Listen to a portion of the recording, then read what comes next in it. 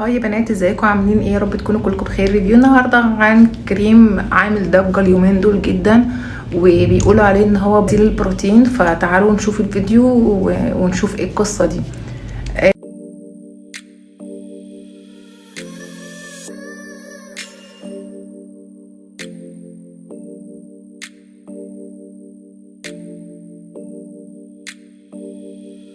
بنات، الريفيو عن الكريم ده اللي هو مكتوب عليه natural results اللي هو نتائج طبيعية. الكولاجين اللي هو بديل البروتين. طبعا على تيك توك عامل قلبان. ناس كتيرة بتستخدمه بطريقة غريبة. كل واحدة يعني بشوف ناس كتيرة بتستخدمه بطريقة غريبة، يعني كل واحدة عشان تعمل يعني الفيديو بتاعها ان هو مختلف، فبتألف طريقة تانية. اللي يقولك ان احنا بيحطوا كل كمية الكريم على الشعر وتسيبه ساعتين وبعد كده بتشطفه، واللي يقولك مش عارفة بنحطه على الشعر بعد كده نعمله بالمكوى. يعني انا بشوف حاجات عجيبة بصراحة. هو اصلا في الوصف بتاعه او طريقة الاستخدام يقولك وضع كمية من الكريم على الشعر النظيف الرطب، اللي هو بمعنى اصح ان هو كريم بتحط على الشعر بعد الغسيل، اللي هو زي اي كريم تسريح. تمام كده.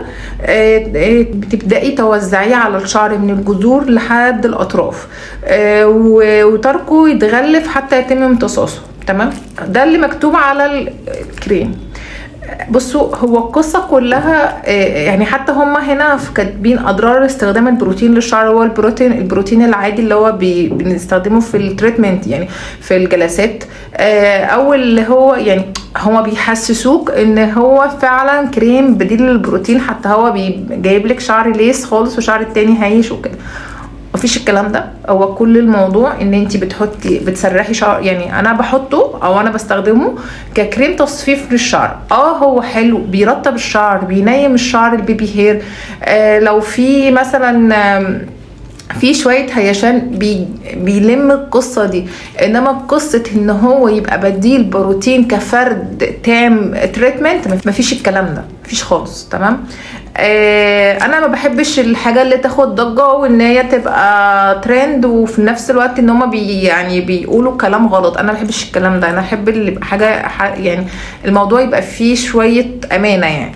طيب، هو بيقول لك اصلا كولاجين وفيه صنوبر، يعني هو حط مكوناته فيه صنوبر وفي كمان زيت الشيا، زيت اكليل الجبل، زيت الارجان، زيت النخاع، الجوجوبا، افوكادو، العسل، زيت الحيه، زيت اوميجا 3، زيت جوز الهند، زيت الصنوبر. هو ده كل